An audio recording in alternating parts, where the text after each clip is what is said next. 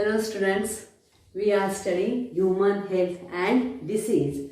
In the first video lecture, we studied what is the meaning of health, what is the definition of health, that is the complete well-being in physical, mental and social part.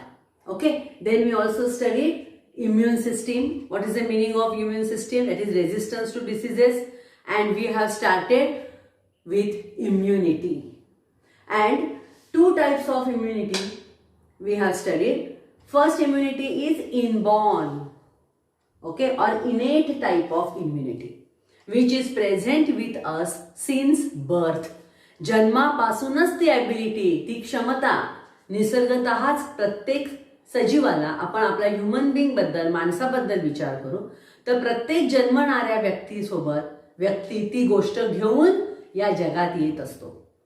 त्यामध्ये आपल्यानंतर ती develop होत नाही, ते आपल्या chromosome मध्ये असते, ते आपल्या जेनेटिक मेकअप मध्येच असतं आणि मुळातूनच आपल्याला ते मिळत असतात.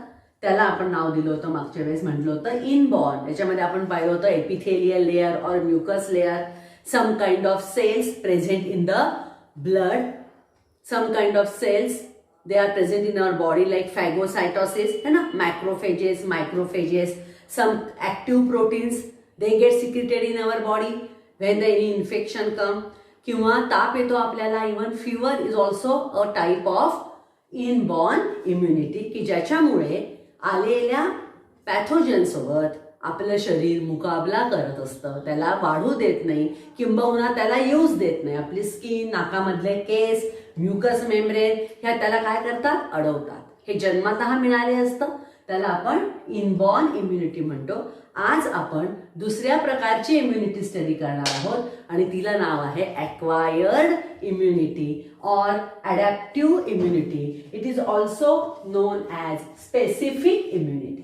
ओके, स्पेसिफिक इम्युनिटी असं सुद्धा हिला नाव आहे, ॲक्वायर्ड, ॲडॅप्टिव्ह और स्पेसिफिक इम्युनिटी.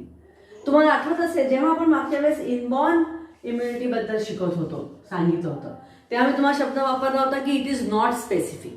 ती स्पेसिफिक नाही आहे. कोणत्याही प्रकारचा धुलीकण, कोणत्याही प्रकारचा बॅक्टेरिया नाकात गेला तर नाकातून पाणी येतं, तो बाहेर काढायचा प्रयत्न केला जातो. स्पेसिफिक नाही आहे. या उलट आताची आपण जी सुरुवात करणार आहोत acquired immunity, it is specific. विशिष्ट पॅथोजेनसाठी विशिष्ट प्रकारचा रिस्पॉन्स आपल्या शरीराकडून दिला जातो आणि तो डेव्हलप होतो. त्याचं कारण आहे अँटीबॉडीज आपल्या बॉडीमध्ये डेव्हलप होतात आणि ह्या नंतर डेव्हलप होतात. जन्मापासून त्या आपल्या बॉडीत नाही आहेत. जन्मतः त्या अँटीबॉडीज माझ्या शरीरात नव्हत्या, नंतर त्या माझ्या बॉडीमध्ये डेव्हलप झाल्या, माझ्या शरीरामध्ये त्या नंतर तयार झाल्या, जन्माच्या नंतर त्या डेव्हलप झाल्या. अशा वेळेस आपण त्याला म्हणतो ॲक्वायर्ड और ॲडॅप्टिव्ह टाइप ऑफ इम्युनिटी, है ना. जसं मी तुम्हाला सांगते आहे, it acquired during life, not from birth. नंतर ती आपल्याला मिळते आणि they produce antibodies. Antibodies and antigen ह्या शब्दांचं कन्सेप्ट मागच्या वेळेस झाला होता. एकदा पुन्हा ते वाचून घ्या किंवा तो व्हिडिओ पुन्हा एकदा पाहून घ्या. Antibodies are the chemicals produced by our body and antigen are the chemicals produced by pathogen, invading pathogen. आत येणारे नुकसान करणारे घटक अँटीजेन तयार करत असतात आणि आपल्या शरीरामध्ये अँटीबॉडीज तयार होतात जे या अँटीजेनला काय करतात, न्यूट्रलाइज करतात, त्यांचा इफेक्ट नलिफाय करतात, त्यांचा इफेक्ट संपवून टाकतात, ज्याच्यामुळे ते आपल्याला कोणतीही इजा पोहोचवू शकत नाही. जेव्हा आपल्या बॉडीमध्ये अशा अँटीबॉडीज तयार होतात त्यावेळेस त्याला म्हटलं जातं acquired type of immunity which concern with production of antibodies. आता याचे फीचर्स बघू, जसे आपण पाहिले होते मागच्या वेळेस इनबॉर्न इम्युनिटीचे. आता आपण पाहत आहोत फीचर्स ऑफ ॲक्वायर्ड इम्युनिटी. थोडक्यामध्ये पाहत आहोत आपण स्पेसिफिसिटी. पहिल्यापासून आपण हा मुद्दा वापरतोय, स्पेसिफिसिटी. स्पेसिफिक म्हणजे विशिष्ट. विशिष्ट पॅथोजेनसाठी, विशिष्ट पॅथोजेनच्या अँटीजेनच्या विरुद्ध आपली बॉडी विशिष्ट प्रकारची अँटीबॉडी तयार करते. बरोबर आहे ना. जर मी कॉलराचं इंजेक्शन घेतलं, कॉलराच्या विरुद्ध माझ्या बॉडीने तयार केली आहे अँटीबॉडी, तर उद्या जर मला हिपॅटायटिसचं कावीळचं इन्फेक्शन झालं तर ते कॉलराचे जे अँटीबॉडीज आहेत ते कावीळीसाठी काम नाही करणार. बरोबर आहे ना. कॉलराचे अँटीबॉडीज वेगळे आहेत, काविळीसाठीच्या अँटीबॉडीज वेगळे आहेत, ट्युबरक्युलोसिससाठी आणखीन वेगळे आहेत, कफ अँड कोल्डसाठी अजून वेगळे आहेत. प्रत्येक पॅथोजनसाठी तयार होणाऱ्या अँटीबॉडीज या वेगवेगळ्या असतात.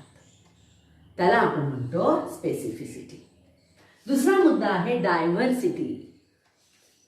आणि this immunity can recognise a different type of पॅथोजेन्स.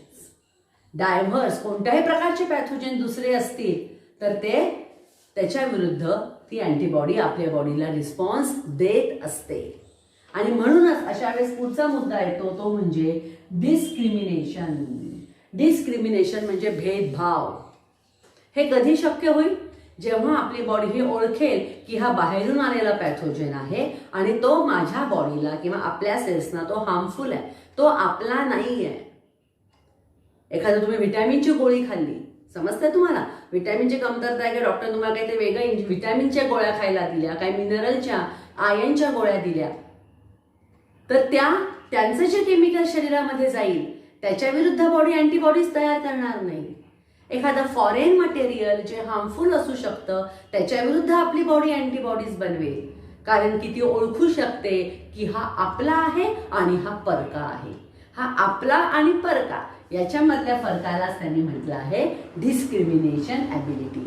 त्याला त्यांनी शब्द वापरला आहे self. Discrimination between self and non self. Self म्हणजे स्वतःच्या बॉडीशी संबंधित युजफुल, नॉन सेल्फ म्हणजे असा नसलेला. तो डिस्क्रिमिनेशन ही इम्युनिटी करू शकते.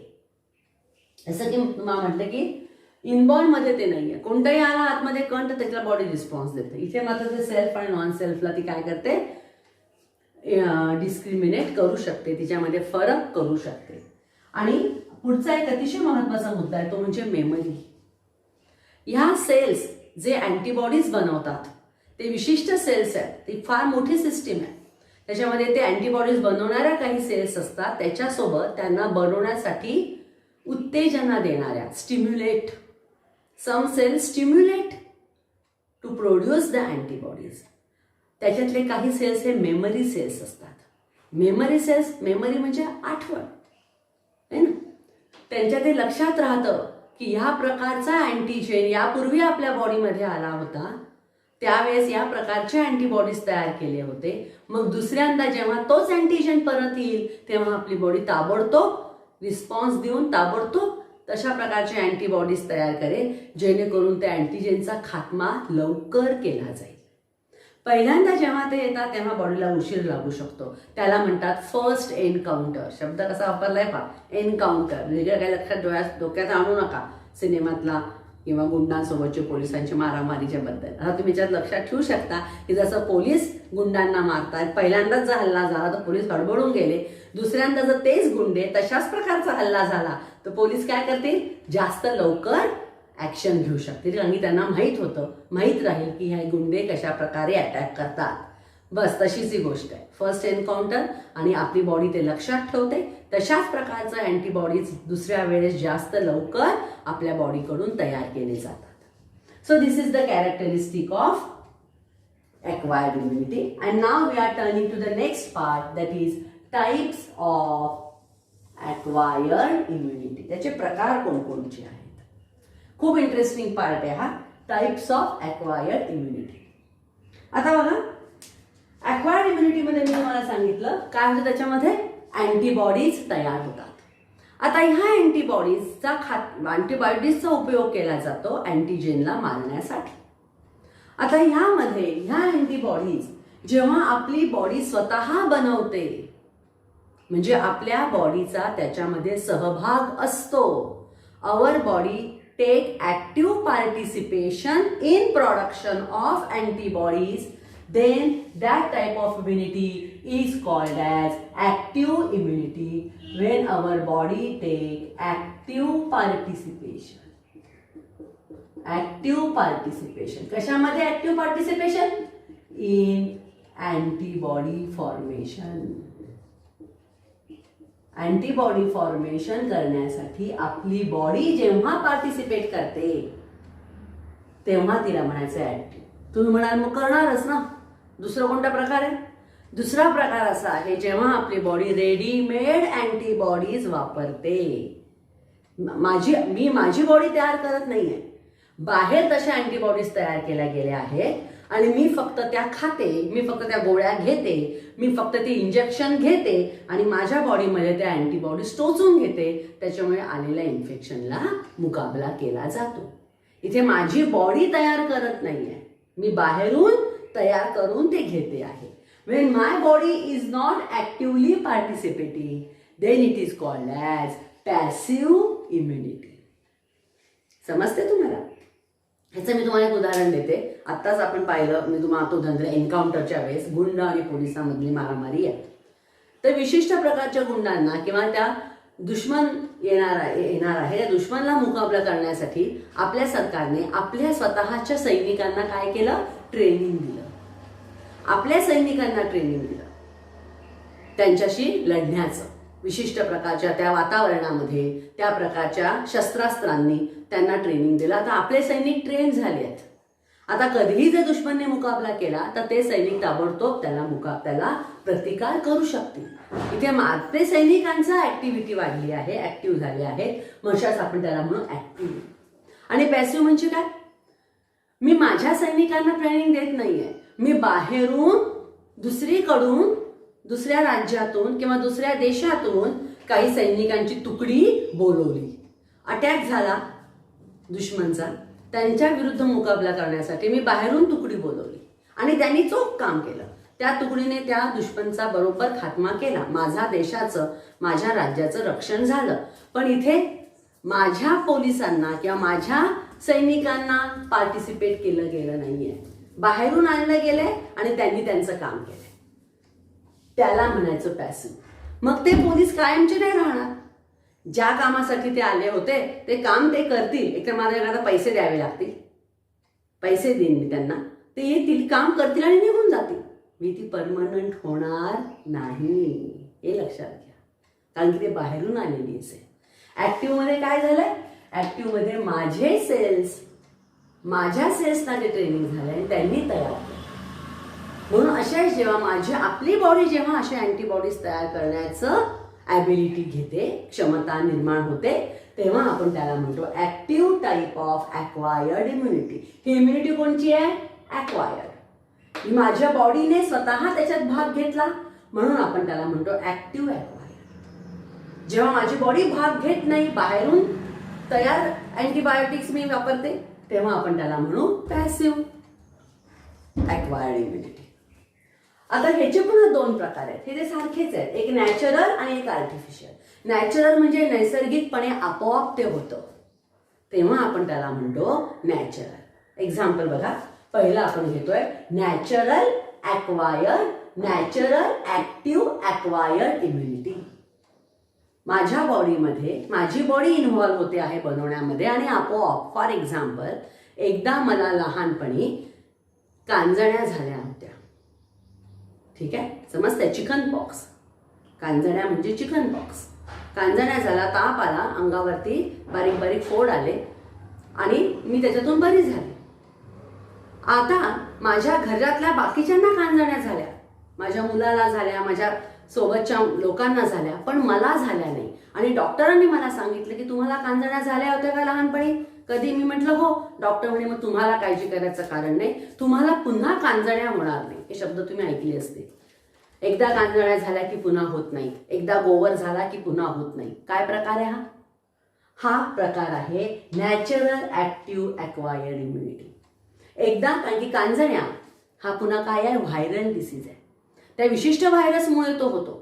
तो एकदा शरीरामध्ये गेला. आपण आत्ताच पाहिलं फर्स्ट एन्काउंटर. जेव्हा जेव्हा मला पहिल्यांदा कांजण्या झाल्या होत्या, it was first encounter made by those virus on my body. My body fight against it. माझ्या बॉडीने त्याच्या विरुद्ध काय तयार केलं?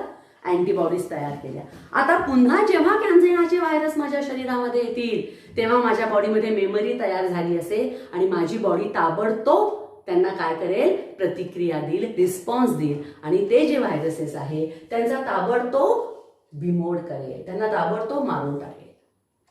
म्हणजे कोणत्याही प्रकारचं जे मिझल्स म्हणजे गोवर, चिकन पॉक्स म्हणजे कांजण्या, ठीक आहे ना, स्मॉल पॉक्स होत्या पूर्वी, देवी म्हणायचं त्याला. या असे जे आहेत व्हायरल इन्फेक्शन, ते एकदा झाले, माझ्या बॉडीने त्याच्या विरुद्ध अँटीबॉडीज तयार केली, म्हणजे माझे सेल्स त्याच्यामध्ये इन्व्हॉल्व्ह झाले म्हणून ते ऍक्टिव्ह. जन्मापासून ते माझ्याकडे नव्हतं, कांजण्या झाल्यामुळे माझ्या बॉडीमध्ये ते अँटीबॉडीज तयार झाल्या म्हणून ती आपण म्हणायची ॲक्वायर. आणि हे आपोआप झालं, ते इन्फेक्शन नॅचरल होतं म्हणून ती झाली नॅचरल. मग आता हे कोणतं झालं, याला आपण म्हणतो natural active acquired immunity. Natural active acquired immunity. For example, immunity cause due to chicken pox or measles. आणि ते आर्टिफिशियल काय होईल, आपोआप नाही झालं, मी मुद्दामून त्याचे इंजेक्शन माझ्या शरीरात टोचून घेतलं. फॉर एक्झाम्पल, हिपॅटिटिस, कावळीची लस मी माझ्या वयाच्या 25व्या वर्षी स्वतःला टोचून घेतली जेणेकरून मला पुन्हा कावीळ होऊ नये. हिपॅटिटिस काय आहे, आपोआप नव्हता होणार, पुढे झाला किंवा पुढे होऊ नये म्हणून मी आधीच लस घेतली. तुम्ही वॅक्सिनेशन शब्द ऐकलाय ना, लसीकरण, लहान मुलांना लस दिली जाते. पोलिओ, सगळ्यात पॉप्युलर लस आहे लहान मुलांची ती म्हणजे BCG वॅक्सिन. लहानपणी लहान मुलाला अगदी सुरुवातीच्या महिन्यातच दिली जाते BCG वॅक्सिन. काय करते ही BCG वॅक्सिन, ही ट्युबरक्युलोसिस पासून मुलाचं रक्षण करते. अनेक प्रकारचे TB आहेत, त्यातला जो न्यूरल ट्युबरक्युलोसिस आहे ज्याच्यामुळे मुलांचा नर्वस सिस्टीमवर परिणाम होतो, त्याच्या विरुद्ध ही लस त्या मुलाला प्रतिकार क्षमता देते. काय असते ही लस म्हणजे, ही लस म्हणजे ऍक्च्युली त्या व्हायरसच्या रोगाचेच व्हायरसेस डायल्यूट करून आपल्या बॉडीत सोडले जातात. ही मेथड आपल्याला पुढे शिकायची आहे, फॉर्मेशन ऑफ वॅक्सिन. सध्या फक्त एवढं लक्षात ठेवा की त्या वॅक्सिनमुळे त्या प्रकारचे viruses they are injected in our body. Once they are injected, our body produce antibody against it. लहानपणीच त्या मुलाच्या बॉडीमध्ये त्या म्हणजे मुद्दामून फर्स्ट एन्काउंटर चिकन पॉक्समध्ये चुकून झालं होतं आणि इथे वॅक्सिनेशनमध्ये आपण फर्स्ट एन्काउंटर मुद्दामून घडवून आणतो जेणेकरून आपल्या बॉडीच्या सेलच्या मेमरीमध्ये ते राहील आणि पुढे कधीही इन्फेक्शन झालं तर त्याचा त्रास न होता ताबडतोब त्या मुलाला बरं वाटेल. म्हणून पुष्कळदा इंजेक्शन दिल्यावर त्या मुलाला ताप येतो, कारण की त्या बॉडीचे जे वॅक्सिन आहे, वॅक्सिन सोबत जे आलेले अँटीजेन्स आहे त्याला आपली बॉडी रिॲक्शन देत असते. समजतंय तुम्हाला. आणि हे जे BCG वॅक्सिन आहे त्याचं जे नाव आहे BCG हा शॉर्ट फॉर्म आहे, त्याचं लॉंग फॉर्म काय आहे, bacilli Calmette. BCG, B for bacilli, C for Calmette आणि G इज ग्युरिन. बॅसिलाई कॅलमॅटे ग्युरिन असं त्याचं लॉंग फॉर्म आहे. आणि तुम्हाला माहिती आहे त्याच्यामध्ये 2 शास्त्रज्ञांची नाव आहे. कॅलमॅटे हा अल्बर्ट कॅलमॅटे ह्या शास्त्रज्ञाच्या नावासाठी C घेतला आहे आणि कॅमेले ग्युरिन या नावासाठी G घेतला आहे. ठीक आहे. आणि बॅसिली हे तर बॅसिलस बॅक्टेरिया, त्याच्यामुळे तो रोग होतो म्हणून हे BCG हे नाव आलं आहे. ठीक आहे. हे झालं आता ऍक्टिव्ह. आपली बॉडी मुद्दामून अँटीबॉडीज बनवतं आणि एकदा बनवलं की ते कायम आपल्या बॉडीच्या लक्षात राहतं, पुन्हा कधीही तो आजार होत नाही. आपल्याला त्या रोगाविरुद्ध प्रतिकार क्षमता निर्माण झाली, ती असते ऍक्टिव्ह. एक तर ती आपोआप होते किंवा ती मुद्दामून घडवून आणलं जातं वॅक्सिनेशन. आणि पुढचं मी तुम्हाला सांगितलं पॅसिव्ह. तुम्हाला आता ऍक्टिव्ह कळलं तर पॅसिव्ह लवकर लक्षात येईल. माझे सेल्स अँटीबॉडी बनवत नाहीयेत, तयार अँटीबॉडी मी बाहेरून घेते आहे. समजतंय. आणि त्याचं रेडीमेड, पहा ते शब्द वापरलाय पुस्तकात आपल्या, रेडीमेड अँटीबॉडीज आर रिसिव्ड. याच्यावर तुम्हाला समजाय रेडीमेड एंटीबॉडीज मी बनवत नहीं, बना बनाया बाहर से मेरे बॉडी के अंदर डाला जाता है, इसे बोलते हैं पैसिव. ओके. आता त्याच्यातही नॅचरल आणि आर्टिफिशियल आहे.